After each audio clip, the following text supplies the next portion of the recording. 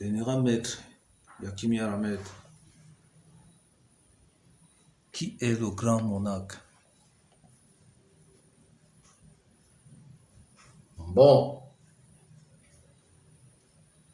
le grand monarque, c'est la première âme, le chef de toutes les âmes. La première essence, la première dirigeance, la première civilisation, auquel j'ai commencé par expliquer le corps de Malika Nsandeh qui est le Melchisédek. Dans ce corps de Melchisédek, qui comporte 12 millions d'êtres, ce sont ces 12 millions d'êtres vastes qui portent des cosmos qu'on appelle la monarchie supérieure. Le grand monarque, c'est la monarchie supérieure. Le grand monarque, c'est la dirigeance supérieure qui reprend toutes les institutions du monde entier. Ça veut dire qu'il y a un conducteur, mais le conducteur travaille avec l'ensemble de son assemblée, qu'on appelle première civilisation, la première dirigeance, qui n'a que le bien-être fondamental de la réglementation intérieure du royaume. Alors, il est composé donc dans le corps qui n'échoue pas. Et le corps qui n'échoue pas, qui est incréé, qui a la connaissance de la mort, mais ne meurt pas. C'est le corps du souverain sacrificateur. Donc, quand on parle du grand monarque, on parle du souverain sacrificateur. On parle de la dirigeance de l'humanité. La dirigeance de l'humanité primordiale. On parle de la reconnaissance de la loyauté. On parle de la royauté. Maintenant, le grand monarque est le centre de l'univers, forme le centre de l'univers, parce que monarque est l'âme, qu'on appelle la monade, la monnaie. La monnaie, c'est l'âme, auquel dans les révélations, l'âme sort du noir pour se blanchir.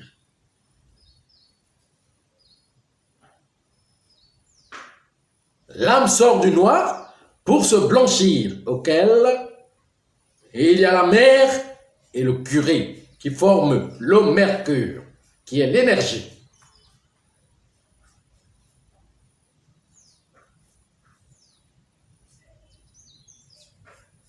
Maintenant, j'entends, parlant même dans les réseaux sociaux, dans les médias, auxquels déjà, dans la Réformation, les médiums ont déjà les informations qui leur parlent du grand monarque, auquel même en France, il est dit que le président Macron est le dernier président qui va céder la place au grand monarque. Qui est dit que le grand monarque est bloqué par le processus du déroulement de notre fondation, de cette dirigeance humaine, puisque ça n'entre pas dans le noyau fondamental de la grande dirigeance.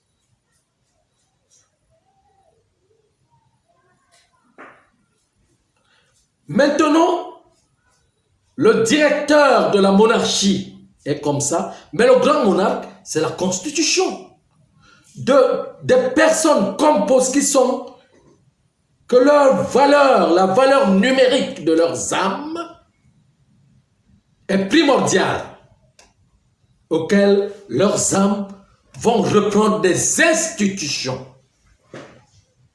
de tous les gouvernements du monde entier. Et ça ne peut pas être seulement un seul peuple, ni un seul gouvernement, ni un seul pays, mais cela prend tous les pays du monde entier, toutes les institutions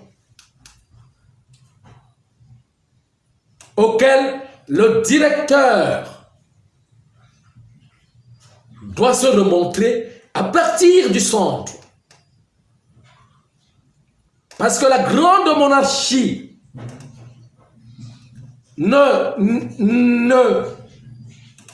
est dirigée à partir du centre de l'univers.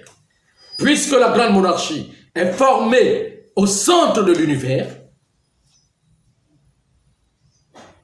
ce n'est que là au centre.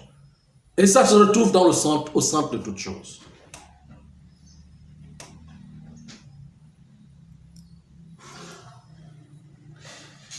Ce qui dérange la compréhension,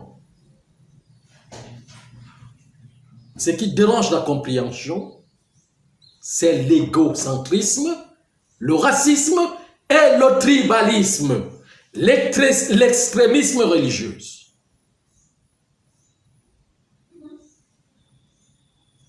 Auquel l'on ne voit pas la légitimité des personnes qui sortiront du vague, du vide, pour venir prendre des institutions. Pourquoi? Parce que il y a une constitution légale dans les propriétés menées par certaines intelligences qui ont formé des intellects pour former un bloc et un mur. Et comment enlever ces personnes pour que la grande monarchie prenne place? C'est là où se trouve le problème. Le véritable problème encore est que le centre de notre planète, c'est l'Afrique. Et que le noir en Afrique a été toujours marginalisé. On ne voit pas comment faire en sorte pour démontrer que le centre, c'est en Afrique et que la direction de cette grande monarchie partira de là. Il y a problème. Il y a un autre égocentrisme qui convainc la peau blanche qu'elle est supérieure à la peau noire, de façon que toutes ces découvertes et inventions, elle l'a fait seule, sans la contribution du noir. Comment donc exprimer, démontrer que le noir en fait partie et a une place importante dans la construction du monde?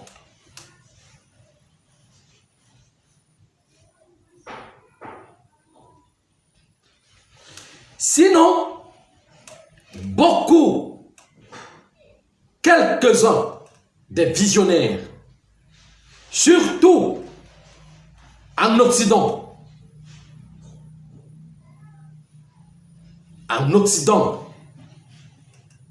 dans des autres continents connaissent, ont l'information de cette histoire, mais sont en train de bloquer que l'histoire ne sorte pas.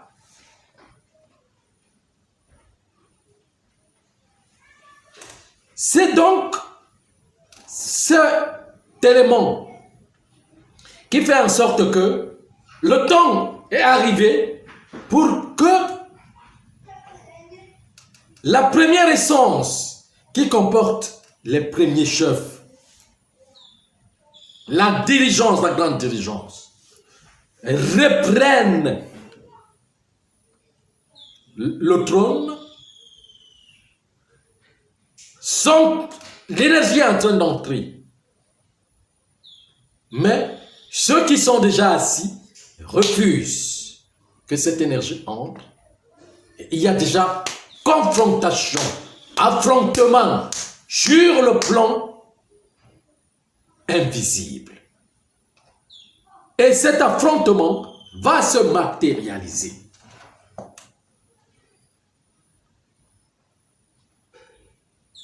Donc le grand monarque représente donc le respect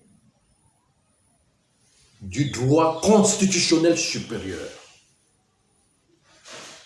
auquel on ne peut en aucun cas violer la loi. Et l'étude des matières inférieures et supérieures auquel toute l'humanité ensemble, tous ensemble, doit faire son unité communautaire, sociale, dans son respect total.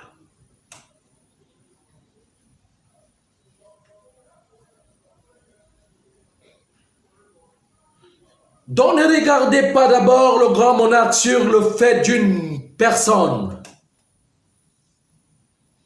Oui, cette personne est le directeur. Là, c'est vrai puisque ça commence par lui. Ça commence par cette personne.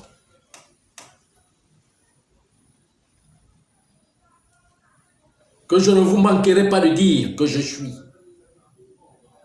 Que l'énergie a commencé à toucher. Pour reformuler le nouveau programme. L'énergie est en train de toucher les autres membres. Donc, certains savent, certains ne le savent pas. Certains, beaucoup sont dans la conscience, et d'autres même qui sont dans les gouvernements, qui refusent,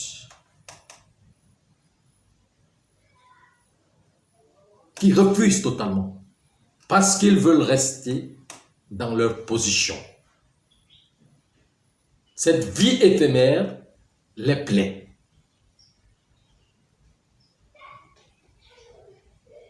Dans les dépendances.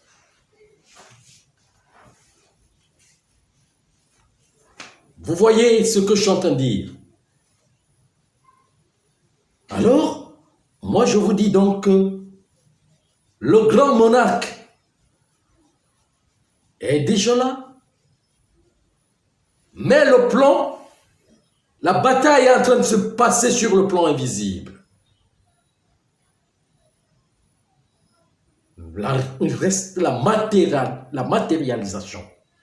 De façon que, comme je suis en train de sortir, il y a un groupement qui me suit derrière, dans tous les continents.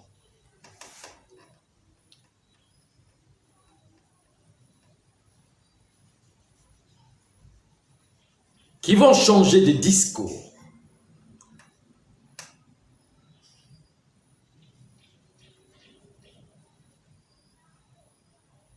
Quand on parle de dialogue, de dialoguer, c'est deux personnes. Ces deux personnes, c'est le principe féminin et le principe masculin. C'est le mariage sacré, l'union de du mâle et de la femelle, qui doit se consentir, qui doit s'unir pour recommencer une nouvelle vie.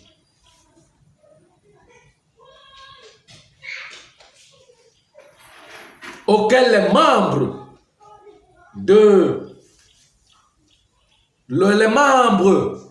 de l'Assemblée générale ne doivent pas se disloquer, se dissocier.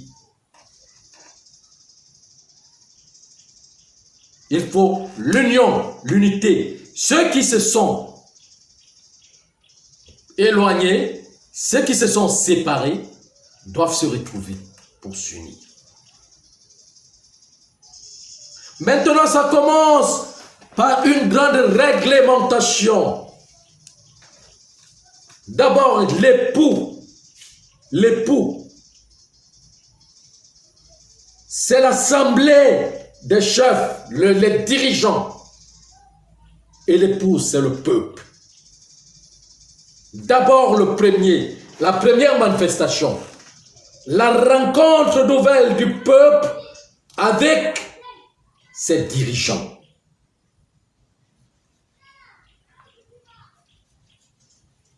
Les dirigeants sont peu, mais le peuple est nombreux. Il en fait la masse. Le pouvoir des dirigeants réside dans le peuple, auquel le peuple doit former sa puissance. Et ce n'est que celle d'unité, la cohésion des deux. Là, c'est le premier mariage. Maintenant, le deuxième mariage, c'est la profondeur, l'union des âmes.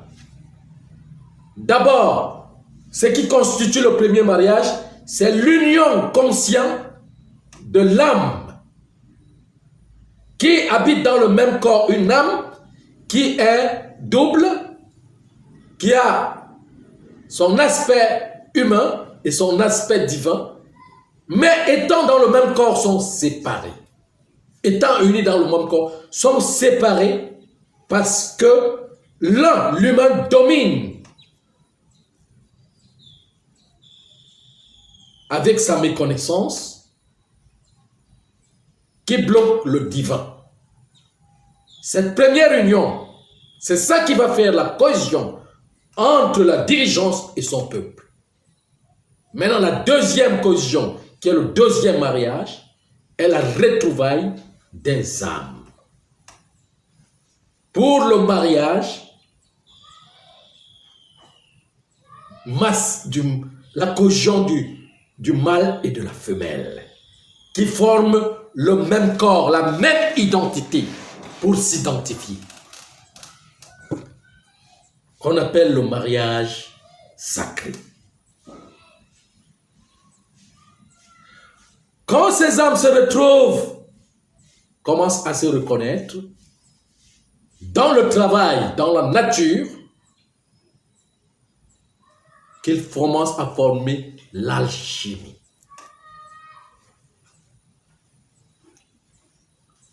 Mais on ne peut pas former l'alchimie dans le défaut. L'alchimie est pour tuer la grande bête, auquel toute l'humanité ensemble s'unit pour tuer la grande bête que cette humanité a formée. On ne peut pas faire ce travail dans l'inconscience. Dans la chimie des matières. Vous voyez ce que je suis en train de dire. Le grand monarque étudie la réglementation de la nature et de toutes les matières. Première, parce que chaque matière représente une réglementation. Je vous avais dit dernièrement qu'il y avait 12 millions.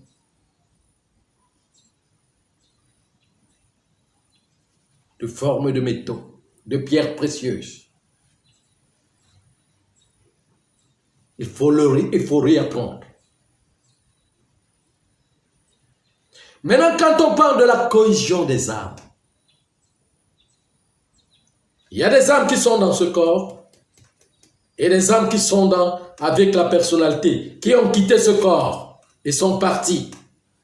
Il faut la cohésion de ces âmes qui sont dans ce corps et des âmes parties pour former une assemblée.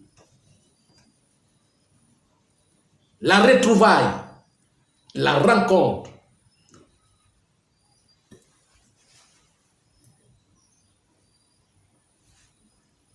Des âmes parties et des âmes qui sont là. Parce que partir n'est pas mourir.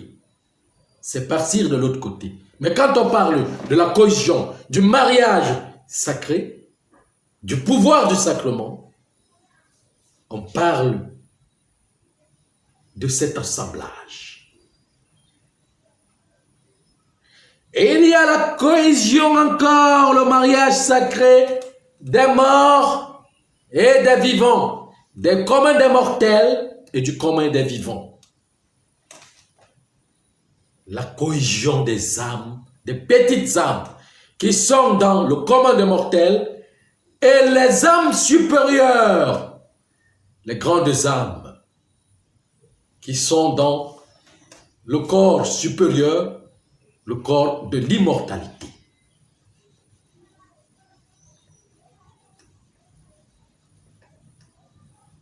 Vous voyez, donc, c'est un mariage qui a plusieurs essences, qui a multiples formes. C'est une étude profonde, une étude infinie. Donc, quand on parle du grand monarque, on ne parle pas de ces petites choses que vous entendez là, qui sont là dans le désordre des petites choses humaines, dans la dirigeance, quoi que ce soit. On parle de la monarchie supérieure. On parle de l'âme. On parle des grandes vertus du royaume. Ça entre encore dans le règlement du sacerdoce.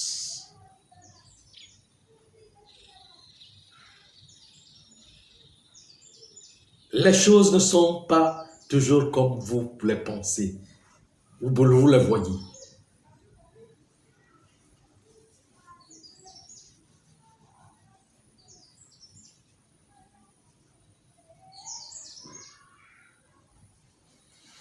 Vous avez encore une autre question? Non, vénérable maître. Merci beaucoup. Ok.